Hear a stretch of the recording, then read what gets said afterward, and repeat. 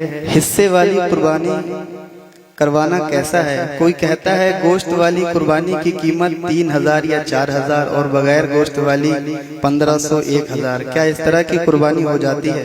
क्या इस तरह की कुर्बानी करना अल्लाह के हुक्म की नाफरमानी है? देखिए ऐसा है, ये अफसोसनाक पहलू है कि लोगों ने इबादत में भी तिजारत का रास्ता ढूंढ लिया है ना? तो कुर्बानी कराना आपकी जिम्मे, जिनके पर कुर्बानी वाजिब है बकदरे नसाब माल का मालिक है, तो उन पर कुर्बानी वाजिब है। वह खुद कुर्बानी करें या किसी को वकील बनाकर उनसे कुर्बानी करवाएं, लेकिन कुर्बानी होना चाहिए। और कुछ लोगों ने जो इज्तिमाई कुर्बानी करने का सिलसिला शुरू किया है, तो मैं इस मुख्तसर सी मजलिस में तफसील से उस पर रोशनी नहीं डाल सकता। मैंने बहुत तफसीली इस पर एक फतवा तहरीर कर दिया है, तो आप हजरात मौका मिले तो उस फतवे को पढ़ें। और अपने एक शागिर्द मौलाना हसन साहब अपने जामिया नूरिया से फारिग हुए हैं, उन्होंने एक ऑडियो भी बना दिया साथ में, तो वह ऑडियो कुछ मुख्तसर है, वह समाअत फरमा लेंगे तो आपकी नजर में बिल्कुल वाज़े हो जाएगा कि कुर्बानी हमें कैसे करवाना चाहिए। हाँ, अगर वसूख है कि आपकी कुर्बानी हो रही है तो फिर कुर्बानी के लिए पैसे दे सकते हैं, लेकिन कुर्बानी करवाने वाले जो जानवर खरीदते हैं, खरीदने में भी बहुत खास मसला जानने की जरूरत है। इसमें दूसरे से कुर्बानी करवाने में 3 बाब के मसाइल जमा हैं: किताबुल उज़हिया, किताबुल बुयू और किताबुल वकालत।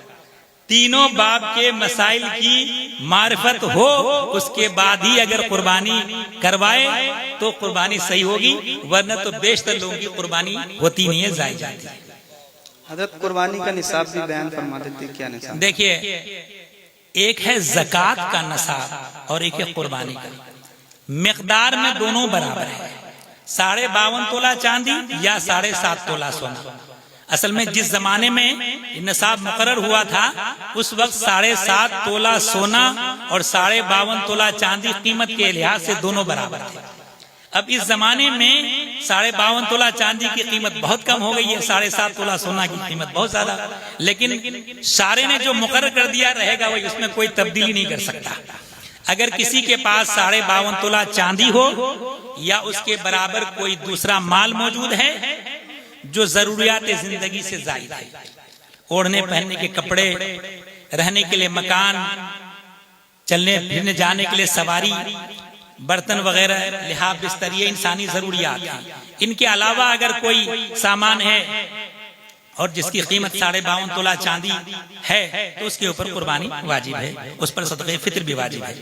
ऐसा हो सकता है कि कुर्बानी सदक़े फित्र वाजिब रहे और ज़कात वाजिब न हो।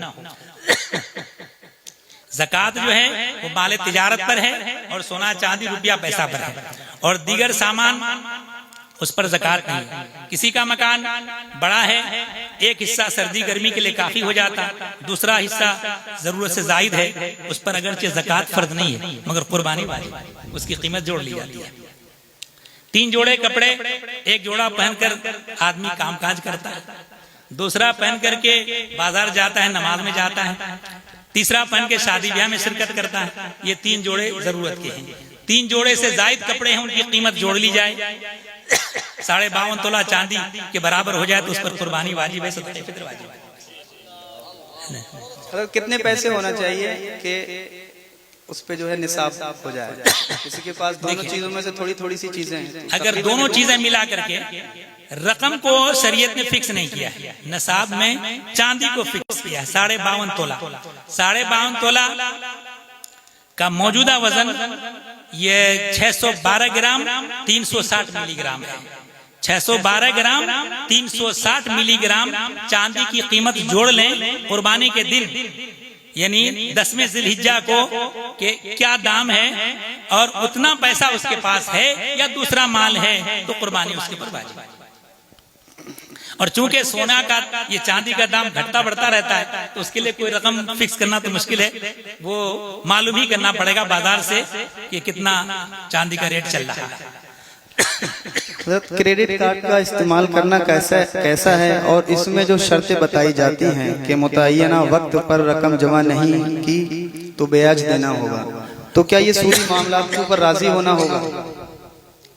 देखिए ऐसा है, उसके लिए एक वक्त मुकर्रर कर दिया जाता है। इतने वक्त के अंदर अंदर आपने अगर जो क्रेडिट कार्ड के जरिए पैसा इस्तेमाल किया उसको जमा कर देते हैं तो फिर आपको उसका ब्याज यानी सूद नहीं देना पड़ेगा। उससे ज्यादा टाइम गुजर जाता है तो फिर सूद देना पड़ेगा।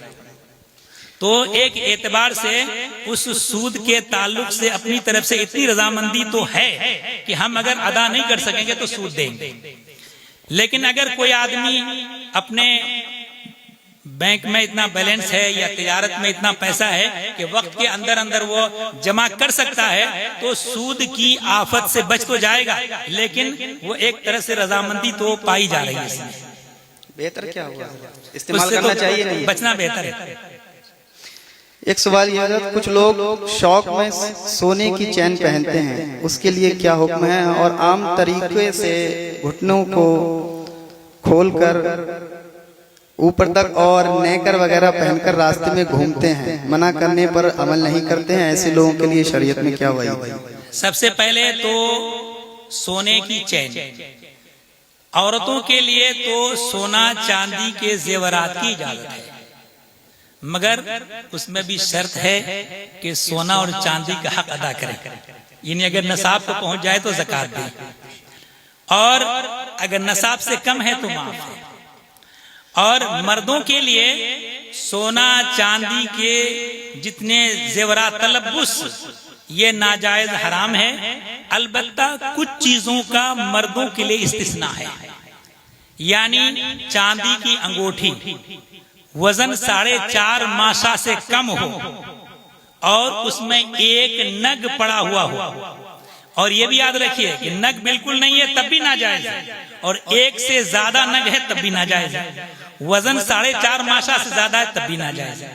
इन तमाम शराइत के साथ अगर है तो चांदी की अंगूठी पहनना जायज है, लेकिन न पहने तो बेहतर है।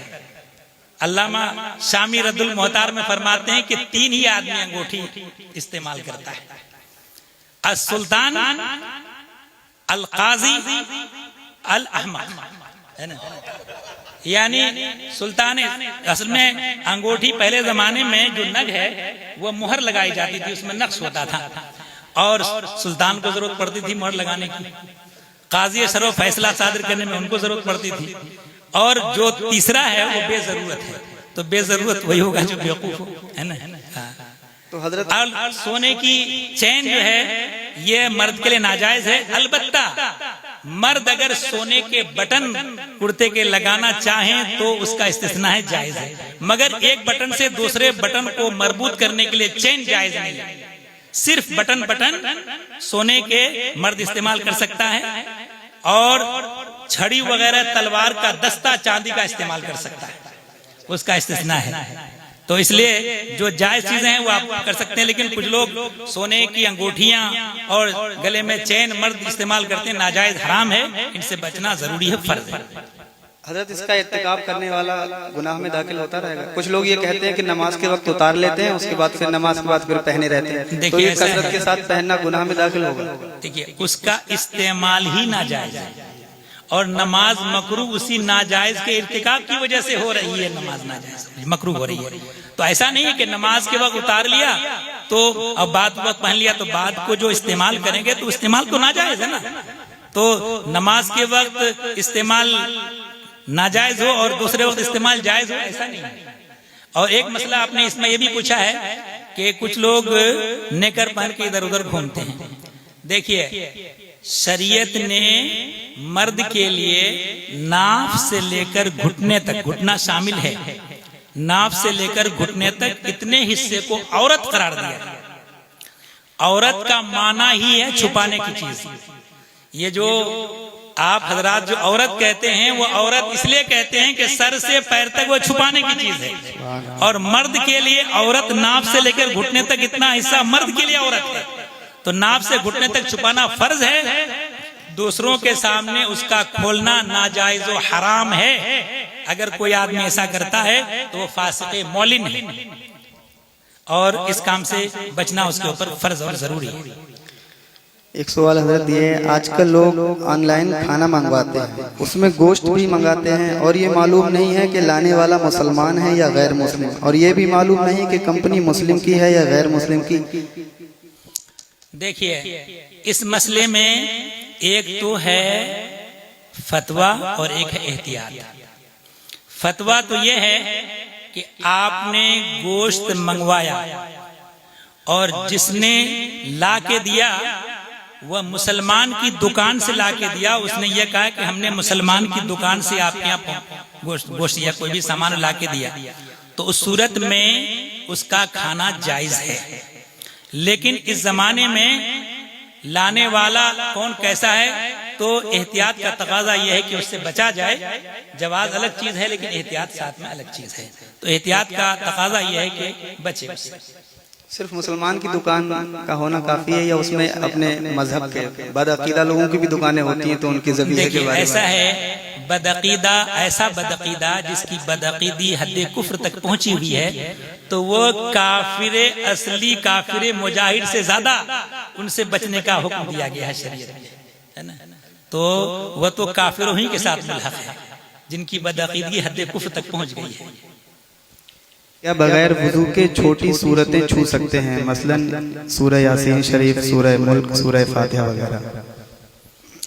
देखिए, कुरान करीम की सूरत चाहे तवील हो चाहे मुख्तसर हो, वो कुरान करीम है, उसको बगैर वजू के छूना जायज ही नहीं है। ला यमस्सुहु इल्लल मुतहहरुन कुरान करीम में नस्से कतई से साबित है। इसलिए यहाँ तक कि सूरत तो सूरत एक आयत भी हो तो कुरान करीम की एक आयत को भी बगैर वजू छूना जायज नहीं है। दूसरा सवाल यह है कि मगरिब और इशा और फजर की नमाज में बुलंद आवाज से किरात होती है और ज़ोहर और असर में क्यों नहीं होती? देखिए, ऐसा है, इब्तिदाई इस्लाम में जब मुसलमानों की तादाद बहुत कम थी और मुशरिकीन की तादाद बहुत ज्यादा थी और मुसलमानों के लिए वो आजार के दर पे हुआ करते थे, तो नमाज के वक्त वो सीटियां बजाया करते थे और नमाज पढ़ने वालों को तरह तरह ईजा देने की कोशिश करते थे। तो फिर अल्लाह की तरफ से ये हुक्म दिया गया कि कुछ नमाजों में, जैसे जोहर की नमाज में और असर की नमाज में किरात आहिस्ता करें, कि फुस्साक और मुशरिकीन इस वक्त बाहर घूमते फिरते रहते थे और नमाज पढ़ने वालों को ईजा पहुंचाते थे, और फजर के वक्त में वह सोते रहते थे और मगरिब के वक्त खाने पीने में मशगूल हो जाते थे और इशा के वक्त में अपने आराम गांव में सोने के लिए चले जाते थे। तो इन औकात में नमाज पढ़ने में उन मुशरिकीन और फुस्साक की तरफ से आजार नहीं पहुंचता था, इसलिए उनका हुक्म बरकरार रहा कि वह जहरी किरात करें और दो नमाजों में हुक्म हुआ कि वह आहिस्ता किरात करें ताकि मुशरिकीन के शर से बचे रहें, और वही हुक्म बाद तक बरकरार रहा। एक सवाल हज़रत ये, एक शख्स ऐसा है जो आज़ान के वक्त बोलता रहता है, उसके लिए क्या हुक्म है? क्या हदीस शरीफ में ऐसे लोगों के लिए वईद है? आज के दौर में लोग मोबाइल में मशगूल रहते हैं, फिल्में ड्रामे देखते हैं और अजान होती है तो सिर्फ आवाज बंद कर लेते हैं, मोबाइल देखते रहते हैं। मोहतरम हज़रात, इस मामले में बहुत सख्त एहतियात की जरूरत है।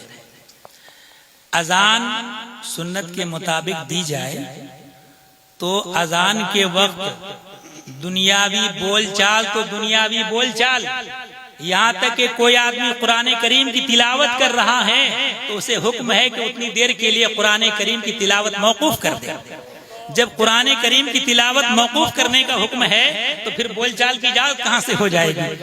और बोलचाल जो लोग करें उनके बारे में रिवायत में मौजूद है कि उसके लिए सुए खातिमा का अंदेशा है, यानी माज़अल्लाह खुदा न करदा उसके काफिर होकर मरने का अंदेशा है।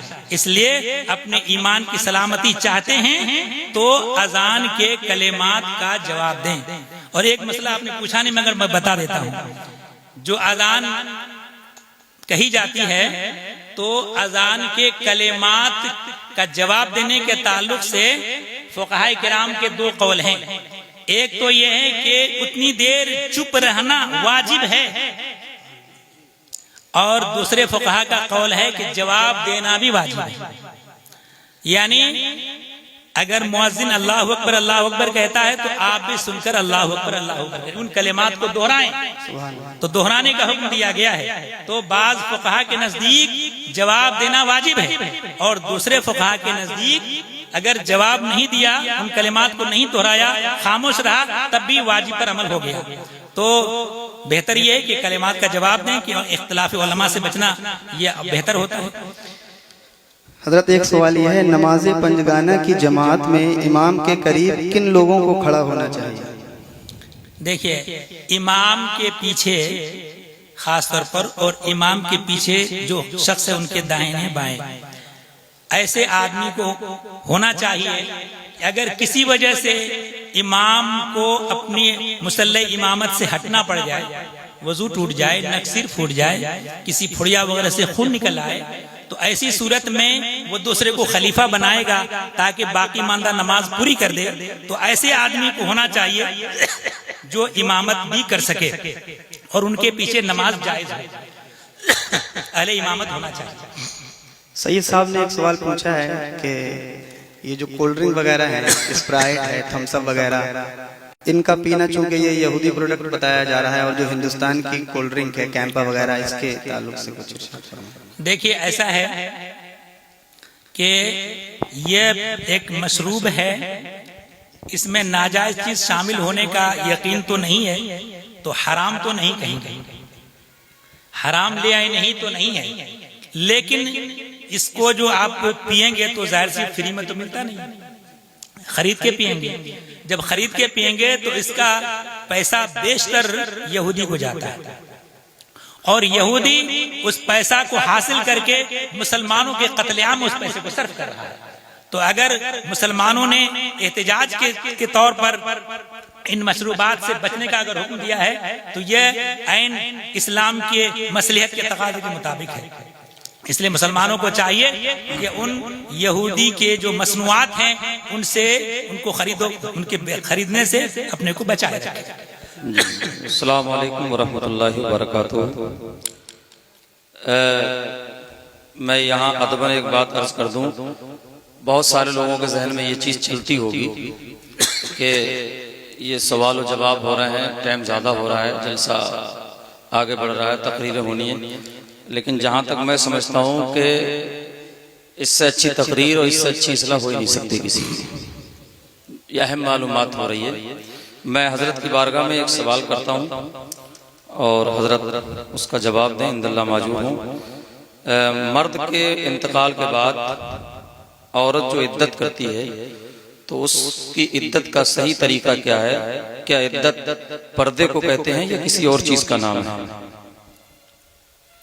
सबसे पहली बात आम लोगों के जहन में यह है कि ये पर्दा इसलिए कर रही है कि ये इद्दत में है, और बाज लोगों के मकान में अगर छत है तो उसमें पर्दे वगैरह खींच दिए जाते हैं, और कोई रिश्तेदार आता है कि फला की इद्दत है, और तो इसलिए उनके सामने नहीं आएंगे। तो मैं वाजे कर दूं कि पर्दा इद्दत का मसला है ही नहीं। जी, जी। पर्दा औरत का मसला है। जी जी, बेशक बेशक। औरत के ऊपर पर्दा फर्ज है। जिनसे पर्दा जब शौहर हयात में थे उस वक्त जिनसे पर्दा था, इंतकाल के बाद भी उनसे पर्दा है। और जिनसे पर्दा पहले नहीं था, मसलन बेटा है, वालिद हैं, सगा भाई है, सगे भाई का लड़का है, सगी बहन का लड़का है, तो पहले भी पर्दा उनसे फर्ज नहीं था, बाद में भी पर्दा फर्ज नहीं है। तो पर्दा इद्दत का मसला है ही नहीं। शौहर का इंतकाल हो गया, औरत के ऊपर पाबंदी है कि वो बनाओ सिंगार न करे, जेवरात न पहने, रंगीन कपड़े न पहने, खुशबू न लगाए, घर से बाहर न जाए। ये सब इद्दत के अहकाम हैं, और सोग करे जब तक इद्दत बाकी है। और इद्दत में तफसीलात में भी नहीं जाना चाहूँगा, बहुत लंबी तफसील। देखिए, सवाल तो 12-13 है, मैं 3 ही सवाल पूछूंगा, उसके बाद फिर जो है सिलसिला आगे चलेगा। एक सवाल जो बिल्कुल इस टाइम अवामुन नास में भी ये देखा जाता है, और उलमा और अइम्मा में भी ये चीज़ देखी जाती है, वो ये है कि इस वक्त मार्केट में कई तरीके की मेहंदी चल रही है। नेहा मेहंदी, हिना मेहंदी, पिरम दुल्हन और इसके अलावा मून स्टार। ये सारी मेहंदियां जिनके अंदर केमिकल है, सब कुछ पता है। और मून स्टार जो है वो एक काले कलर में आती है, एक लाल कलर में आती है। कुछ लोग काले कलर की लगाते हैं, कुछ लोग लाल कलर की लगाते हैं। जवाब तलब अम्र ये है, क्या ये सारी मेहंदियां लगाना जायज है और इनको लगाकर नमाज हो जाएगी या नहीं हो जाएगी, या ये खिजाब के हुक्म में है? क्या हुक्म है खिजाब लगाने वाले का, उसकी नमाज होती है कि नहीं होती? नहीं, मौलाना अगर है तो दाढ़ी पे लगाएगा, हाथ पर नहीं लगाएगा। हाथ में जी लगाना तो लाल वगैरह कोई भी रंग हो मर्द के लिए तो दुरुस्त नहीं है, औरतों से मुशाबहत है वो मना है। जी जी। और हाथ में आमतौर पर लोग लगाते भी नहीं हैं। अलबत्ता बाल, सर में और दाढ़ी में जो मेहंदी लगाई जाती है तो सबसे पहले रंग के एतबार से गुफ्तगू कर लेते हैं, उसके बाद में बात। जी। तो काला रंग करना जैसे भी हो, उसमें केमिकल डाल के हो या असल जो मेहंदी पत्ते वाली उसमें कुछ मिला करके काला कर लिया जाए, जिस नौ से भी काला किया जाए वो नाजायज व हराम है। ठीक ठीक। और अगर काला न हो, रंगीन हो, यानी सुर्ख रंग हो और उसमें बाज केमिकल की वजह से कत्थई की तरफ माइल हो जाए लेकिन मुतबय्यन हो कि काला नहीं है लोगों की नजर में, तो वह नाजायज हराम नहीं है। रहा यह है कि केमिकल मिलाने की वजह से अगर बालों में लगाने से बालों के ऊपर अगर परत जम जाती हो, जैसे पेंट लगाने से परत लग जाती है ना, एक तो है परत और एक है रंग, दोनों में फर्क है। कपड़ा जो रंगा जाता है तो उसमें परत नहीं लगती, सिर्फ कपड़ा रंगीन हो जाता है। लेकिन दरवाजा वगैरह जो पेंट करवाते हैं उसमें एक परत जमती है। तो अगर बालों के ऊपर परत जम रही है तब तो उसका लगाना नाजायज है। परत जम गई तो वुजू गुस्ल में आपके बाल धुलेंगे ही नहीं, तो न वुजू होगा न गुस्ल होगा, तो इसलिए उससे बचना फर्ज है। और परत नहीं जम रही है और काला रंग ही किया जाता है, सुर्ख है या शोक कर लिया गया है, तो उसमें लगाने में कोई हर्ज नहीं है। जी हजरत, एक सवाल और है, इरशाद फरमाएं कि सूद की तारीफ क्या है और सूद खाने वाले का क्या हश्र होगा, और सूद खाने वाले शख्स के साथ उठना बैठना खाना पीना, उसके यहाँ न्याज़ो फातिहा करना या कराना जायज है कि नहीं है, जबकि पूरी कौम को सही तरीके से ये पता हो कि वाकई में ये शख्स सूदी है। देखिए, सूद जो है ये तारीफ तो गाढ़ी हो जाएगी। अक़दे मुआवजा, जो माल दिया जाता उसके बदले में माल लिया जाता है, उस अक़दे मुआवजा में कोई ऐसा एवज है जो अपने दूसरी जानिब में एवज से खाली है और उस अक़द में उस चीज की शर्त लगा दी गई है जिसकी वजह से उसका इस्तेकाक होता है, तो ये है सूद जो नाजायज हराम है। और आप अवामुन्नास के लिए आसान करके ये कहें किसी को 100 रुपया दिया कर्ज इस शर्त पर के बाद में 110 वापस करेगा तो ये सूद है। तो कर्ज दे करके उससे ज्यादा लेना, ऐसे ही किसी के पास जमीन है पैसा नहीं है, वो अपनी जमीन दे देता है, 50,000 रुपए ले लिया और जमीन तुम रखो, इसमें फसल उगाओ खाओ, और जब मैं 50,000 में दे दूं तो जमीन वापस कर देना। तो जो फसल उगा के खाया वो कर्ज से फायदा उठाया और वो भी सूद है। कुल्लु कर्जिन जर नफान फहुवा रिबा, जो भी कर्ज नफा लाए वो सूद है। और सूद से बचना जरूरी है। सूद शरीयत में हराम है, कुरान करीम के नस से साबित है। और सूद के बारे में हदीस में फरमाया गया है, अल्लाह अकबर, अगर कोई आदमी उस जुमले को सुन ले तो हैबत से बिल्कुल पारा पारा हो जाए। जो आदमी सूद खाता है, ऐसा एक एक जुमला सुनिएगा इसमें, सूद जो आदमी खाता है ऐसे ही है जैसे खाने काबा के अंदर, जुमला सुनिएगा, खाने काबा के अंदर अपनी माँ से 36 बार ज़िना करे। तो इतनी सख्त वईद है। सूद से बचना इंसान के ऊपर फर्ज और उससे उसका इर्तिकाब करना हराम, हराम अशद्द हराम। अस्सलामु अलैकुम वरहमतुल्लाहि वबरकातुहू। बहुत सारे सवाल हैं, टाइम का इतना ज्यादा वो है इशू है, इसलिए सवाल बहुत मुख्तसर करके दो चार ही पूछे जाएंगे। तकरीबन 35-40 सवाल मेरे पास आए हुए हैं जो सैयद साहब को भेजे थे लोगों ने, लेकिन दो चार ही सवाल उसमें से पूछते हैं। हजरत, आजकल एक मसला ये है कि लोग हेयर विग इस्तेमाल करते हैं, यानी उनके बाल झड़ जाते हैं तो नकली बालों की एक रबड़ जैसी चीज पर नकली बाल लगे हुए आते हैं, उसको इस्तेमाल करते हैं। तो एक तो इसमें सवाल यह है कि ये लगाना जायज है या नहीं है। फिर ये विग हजरत दो तरीके की होती है, एक वो होती है जिसको आप खुद से दिन में जितनी बार चाहें उतारें, जितनी बार चाहें लगाएं, इसमें कोई प्रॉब्लम नहीं होगी। दूसरी वो होती है जिसको आपको हफ्ते में 15 दिन में सैलून पर जाकर ही उतरवा सकते हैं और उसकी फीस भी लगती है 1200-1500 रुपए। खुद से उतारने में आपको नुकसान होगा। तो दूसरी किस्म की जो लोग विग इस्तेमाल करते हैं वो अमूमन वो वुजू करने में मसा यूं ही कर लिया करते हैं और गुस्ल जनाबत भी ऐसे ही कर लिया करते हैं। तो इसका क्या जवाब होगा कि वो विग लगाना जायज है या नहीं, और इसके बाद इन दोनों सवालों में से कौन सी विग पर मसा होगा, कौन सी पर नहीं होगा। जो बताया कि उतारने में कोई दिक्कत नहीं है और वजू के वक्त गुस्ल के वक्त उतार करके आदमी गुस्ल कर लेता, वजू के वक्त मसा कर लेता है, तो वो तो एक टोपी की तरह है ना, तो उसमें तो कोई हर्ज नहीं है। लेकिन जो सर में उतार करके मसा कर ले उसी के ऊपर मसा करेगा तो दुरुस्त नहीं है। और जो चिपक जाता है, देखिए जब सबसे पहले तो जब वजू करेगा तो अपना जो बाल है तो उसके ऊपर तो मसा का जवाज तो शरीयत से साबित है, लेकिन जो खारिज से कोई चीज सर में लगा दी है अगर उसके ऊपर मसा करेंगे तो अपने वजू के ऊपर मसा करना नहीं है, तो इसलिए मसा दुरुस्त नहीं होगा। दूसरी चीज ये है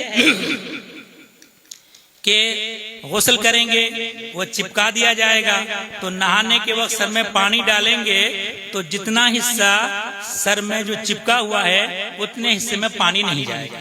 जब पानी नहीं जाएगा तो उतने हिस्से से जनाबत उतरेगी नहीं, जब जनाबत उतरेगी नहीं तो उस सूरत में नमाज भी नाजायज और हराम होगा नमाज पढ़ना उस हालत में, और नमाज भी दुरुस्त नहीं होगी।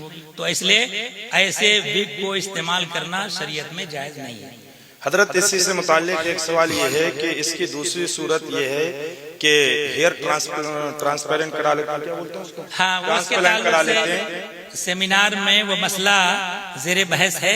इस साल किसी वजह से सेमिनार मुनाकिद नहीं हुआ, इंशाल्लाह आइंदा जब होगा तो उस पर फैसला। हजरत, ये नीचे वाले होठ के नीचे तो ये दाढ़ी बच्ची होती है, इसके आसपास के बाल बहुत सारे लोग निकलवा देते हैं उस तरह से या काट लेते हैं और वो ये समझते हैं कि ये दाढ़ी में नहीं है। और जो उलमा हैं, कुछ उलमा भी ऐसा करते हैं, और किसी से मैंने पूछा तो उन्होंने कहा इसके बारे में सिर्फ ये लिखा है मना है, तो कोई ज्यादा अहम मसला है नहीं। ऐसा नहीं है, ये दाढ़ी के नीचे इसको अरबी में अनफका कहा जाता है और दोनों किनारे उसको भी बाकी रखना जरूरी है और उसको मुड़वाना नाजायज है। और यहाँ तक के फतावा रज़विया मौजूद है कि जो अगर मुड़वा ले तो उसकी शहादत मरदूद हो जाती है। तो जाहिर सी बात है कि जब नाजायज काम का इर्तिकाब करेगा तभी तो शहादत मरदूद होगी। हजरत ऐसे और हजरत फारूक आजम का नकल किया आला हजरत ने कि वो गवाही रद्द कर दिया करते थे। ऐसे शख्स के पीछे नमाज का क्या होता है? देखिए, जब बार बार इर्तिकाब करेगा तो गुनाह सगीरा भी बार बार के इर्तिकाब से कबीरा हो जाता है। और वो एलानिया कर रहा है तो फासिक मौलिन, और फासिक मौलिन के पीछे नमाज मकरूह तहरीमी वाजिब है, ऐसी नमाज दोबारा पढ़ना वाजिब है। हजरत, एक सवाल ये, बहुत सारे लोग नशे में या लाइलमी की वजह से 3 तलाक़ें बल्कि 100 तलाक़ें भी दे देते हैं जाहिलियत में। और होता यह है कि जब उनसे कहा जाए कि तुमने 3 तलाक दी है, अब तुम दोबारा इसी लड़की को अपने वापस निकाह में लेना चाहते हो, तो उसको हलाले का प्रोसेस बताया जाता है। जब वो ये सुनता है तो उसके कान खड़े होते हैं, फिर वो दूसरे मुफ्ती साहब से झूठ बोल करके फतवा ले आता है कि मैंने तो एक ही दी थी। तो ऐसे शख्स को हजरत, एक तो यही है कि इस मसले का हुक्म क्या है, दूसरे इसको मुख्तसर 1-2 मिनट की कोई नसीहत।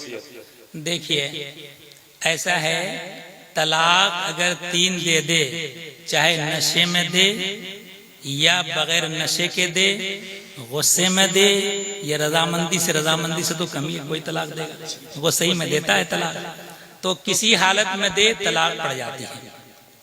और ये समझना कि सब नशे में था, नशा खुद नाजायज हराम है, तो उसके ऊपर जवाज का हुक्म कैसे मुरत्तब हो सकता है।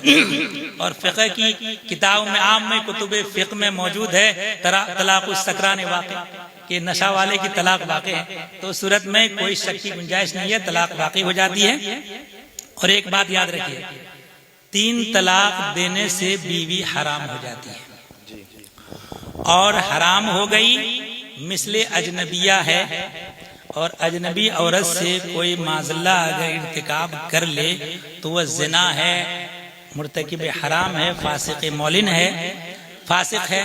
तो वैसे बीवी को 3 तलाक के बाद अगर रख लेता है तो वो आइंदा हमेशा हमेशा के लिए ज़िनाकारी में मुब्तला रहता है, इसलिए उससे बचना फर्ज है। शरीयत ने जो तरीका बताया उसके मुताबिक अमल कर ले। रहा यह कहना कि एक मुफ्ती साहब के सामने ये बताया और दूसरे के सामने झूठ बोल करके फतवा हासिल कर लिया, तो अल्लाह ताला तो सब देख रहा है ना। दुनिया वालों की नजर में झूठ चल जाएगा, लेकिन अल्लाह की बारगाह में झूठ नहीं चल सकता।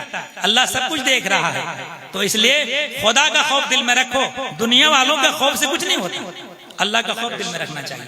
इसलिए तलाक अव्वलन तो देना ही नहीं चाहिए। अगर किसी वजह से दे दी है तो शरीयत ने जो तरीका बताया उसके मुताबिक अमल करना है। अगर ऐसा नहीं करेंगे तो फिर ज़िनाकार में मुब्तला रहेंगे। और एक बात बता दें कि आदमी अगर मुस्तर हो जाए, किसी आदमी के भूख के मारे नहीं खाएगा तो मर जाएगा, तो ऐसी हालत में हराम खाना खिंजीर का गोश्त भी इतना जिससे जान बच जाए खा ले, अपनी जान बचा ले।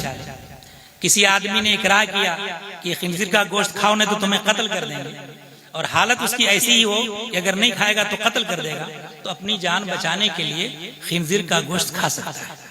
यहाँ तक कि अगर कहा कि कुफ्र बको, मुंह से निकालो, अगर उसके दिल में ईमान है और उसका कल्ब मुतमईन बिल ईमान है, जबान से कलमे कुफ्र जारी कर दे, अपनी जान बचा ले। लेकिन अगर किसी ने यह कहा कि जिना कर लो वरना कत्ल कर देंगे, तो उस हालत में उसको जिना करना जायज नहीं होता, कत्ल हो जाए मगर जिना नहीं कर सकता। तो इससे अंदाजा कर लीजिए कि जिना की कितनी बड़ी मतलब कितना भयानक गुनाह है, कितना शदीद हराम है। हजरत आखिरी सवाल है, ये मुश्तरका कुर्बानी होती है, इसमें ये पब्लिक में से किसी का सवाल आया और जिन हजरात के सवालों के जवाब ना मिल सके उनसे माजरत है, फिर किसी मौके पर इंशाअल्लाह। हजरत आखिरी सवाल ये है कि मुश्तरका कुर्बानी में बसा औकात ऐसा होता है कि कुछ लोग 2800 रुपए दे रहे हैं, उसी आदमी को 2800 रुपए हिस्सा मुतय्यन हुआ, मैंने 2800 दे के कुर्बानी करा ली, किसी ने 2700 दे दिए, किसी ने 2750 के 50 रुपए कम बढ़ हो गए, कोई अर्ज नहीं है, तो इससे क्या कुर्बानी पर कोई फर्क पड़ेगा? देखिए ऐसा है, कुर्बानी करने में जानवर खरीदा जाता है और कटवाने वाले से कटवाया जाता है, उसको उजरत दी जाती है। तो जाहिर सी बात है कि कटाई की उजरत सब पर एक सा होगी। जानवर जो खरीदा गया अगर हिस्सा ही कम बेश है तो उस सूरत में अगर किसी एक आदमी का हिस्सा सुबह यानी 7वें हिस्से से कम हो जाता है तो उसकी कुर्बानी होगी ही नहीं, और एक की नहीं हुई तो उस जानवर में जितने और 6 शरीक हैं किसी की नहीं होगी। तो इसलिए किसी का हिस्सा 7वें से कम नहीं होना चाहिए और हिस्सा बराबर ही, उसमें पैसा बराबर। जब जाहिर सी बात है कि 7वां हिस्सा सबका होगा तो पैसे सबके ऊपर बराबर पड़ेंगे। हाँ, पैसा मसलन 2700 पड़ा, किसी से 2800 ले लिया तो ये उसकी खयानत होगी कुर्बानी करवाने वाले की। और कुछ लोग ऐसा करते हैं कि कम पैसों में कुर्बानी हो गई, बाकी जो पैसा बचा अपनी जेब में रख लिया। तो बाकी पैसा कुर्बानी करने के लिए जिन्होंने दिया है उनका है बचा हुआ पैसा, वो इजाजत दें तो अपने ऊपर सर्फ करें या किसी दीनी काम में सर्फ करें। बगैर इजाजत अगर सर्फ कर लिया तो ये उनके गैर के माल में खयानत करना है जो नाजायज है। अज़र देखा जाता है कि बिला जरूरत लोग इंतकाल होने के बाद मैयत को फ्रीजर में रख देते हैं। जो फ्रीजर चल रहा है आजकल हमारी मस्जिदों में है, तो बिला जैसे कि अभी इंतकाल हुआ और मगरिब बाद तदफीन होनी है, फिर भी लोग बिला जरूरत या तो कोई है। जिस चीज फ्रीजर में हमने भी देखा है इतना ठंडा कर दिया जाता है कि बसा औकात उसके अंदर बर्फ जम जाती है। तो जिस चीज से एक जिंदा को अजियत होती है उस चीज से मैयत को भी अजियत होती है। तो इतना ठंडा में तो आदमी रह नहीं सकता, तो मैयत को भी अजियत होगी। तो इतना ठंडा रखना करना तो दुरुस्त नहीं है, मैयत को ईजा देना है। और बिला वजह इतनी ताखीर करना भी दुरुस्त नहीं है, यानी मैयत को जल्द से जल्द वो उसके आखिरी रसूम को अदा कर देना चाहिए। यहाँ तक कि नबी करीम सल्लल्लाहु ताला अलैहि वसल्लम ने फरमाया है, या अली ला तुअखिर सलासन, ऐ अली 3 चीजों में देर न करना। अस्सलातु इदा हानत, नमाज का जब वक्त हो जाए, वल जनाज़त इदा हदरत, जब जनाजा आ जाए तो ताखिर मत करो, वल अयम इदा वजदत लहा कुफवा, बेशोहर वाली औरत का जब रिश्ता मिल जाए तो निकाह करने में देर नहीं करना चाहिए। देखिए, जनाजा के साथ जाएं तो पहले जमाने के फुक़हा ने जिक्र बिल जहर को मना करार दिया था, लेकिन बाद में आला हजरत ने और दीगर फुक़हा किराम ने जिक्र बिल जहर की इजाजत दी है। लेकिन उसकी वजह से तदफीन में ताखिर न हो, जनाजा के साथ जाएं, सलाम वगैरह नात मनाक़िब पढ़ते हुए जाएं तो कोई हर्ज नहीं है।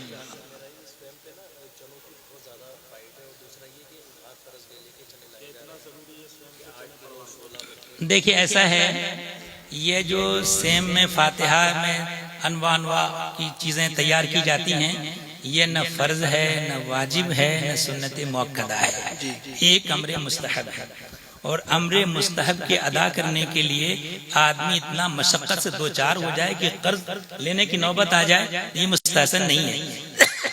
जितना मैसर हो रहा है उतने से आदमी कर ले। चना के लिए कोई मिकदार नहीं है, अलबत्ता रिवायत के मुताबिक कलेमा शरीफ 70,000 मर्तबा अगर पढ़कर उसके लिए इसाले सवाब कर दिया जाए तो उसकी मग़फ़िरत कर दी जाती है। तो 70,000 कलेमा शरीफ चाहिए। अब उसकी गिनती के लिए चना इस्तेमाल किया जाता है, तो अब अगर कम मिकदार में हो तो ज्यादा मर्तबा ज्यादा बार पढ़ लेंगे तो मिकदार पूरी हो जाएगी। तो कोई वजन शरीयत ने मुकर्रर नहीं किया है।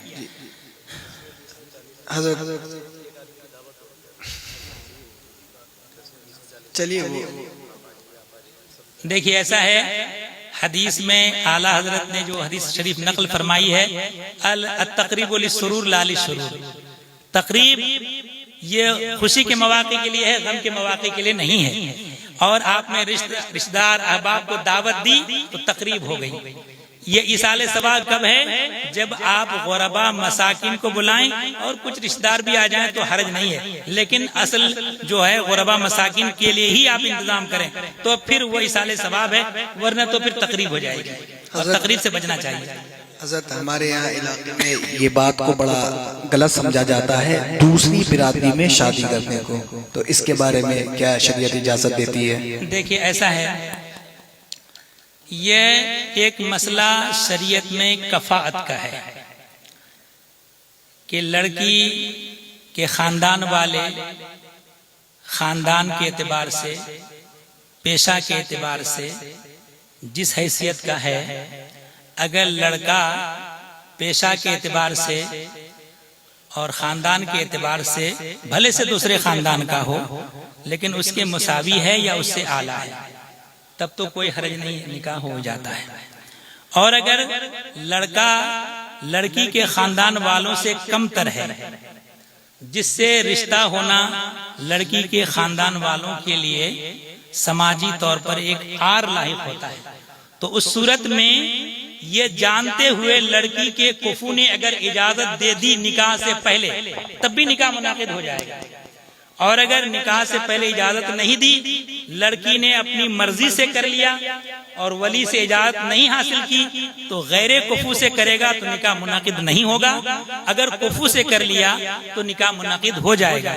लेकिन इस तरीके निकाह से बचना चाहिए कि खानदान वालों के लिए बहुत मतलब आर और शर्मिंदगी लायक होती है, बल्कि जो मुरवज तरीका है कि भाई रिश्ता करना है, लड़की वालों के पैगाम पेश करो, मंजूर हो जाता तो निकाह करो। न तो इतनी बड़ी दुनिया में बहुत सारी लड़कियां हैं, किसी खानदान को आर से दो चार करना और शर्मिंदा करना समाज में यह बहुत बुरी बात है और मोमिन को ईजा पहुंचाना है, इससे बचना चाहिए।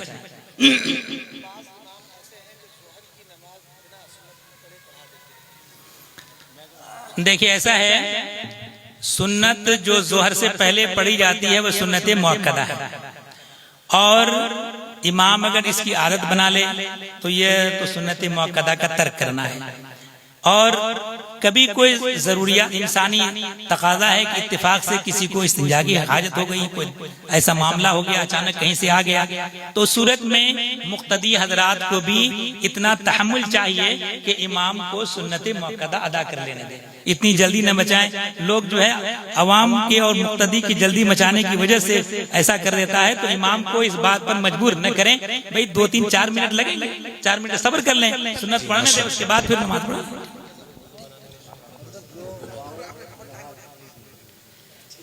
5 किलोमीटर दूर यहाँ तहसील है, तो जुमे की नमाज के गाँव में हो जाएगी नहीं?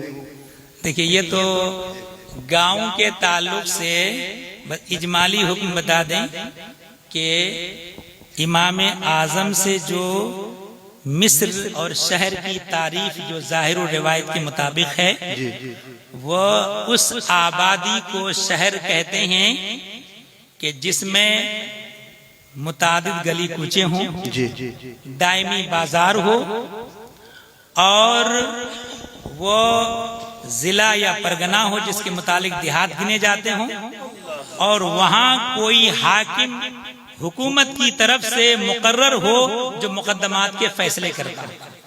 तो ऐसी आबादी शहर है, और शहर में जुमे की नमाज जायज है।